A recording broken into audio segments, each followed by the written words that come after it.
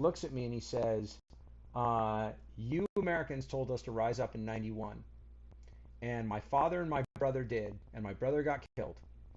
And and this is what I found incredibly telling. Like, we Americans don't realize our own history or even how our own history is perceived, because I hold we're not guilty of this. But he says, you sold us out in 91, you sold out the Czechs in 68, and the Hungarians in 56. And I was like, we can't be blamed for those, but how many Americans even realize we are blamed for those?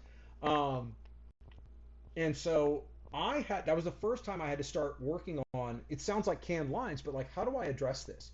How do I, as a representative of a government that might have a dubious reputation and who's overtly known that we could tack back and forth wildly on foreign policy every 4 years, or even less depending on who's in control of Congress. Like, how do I address this? So later, when I was back for my third, fourth rotation to Iraq, when I was a SF captain, um, I was able to say, I've spent more time in this country than I've spent with my sons, right? Like, I care.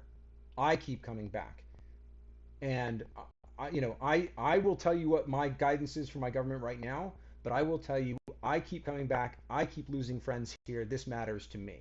Those interpersonal bonds that existed between us and the Iraqis and the Afghans that we worked with, I think those are stronger necessarily than the relative reputations of our governments.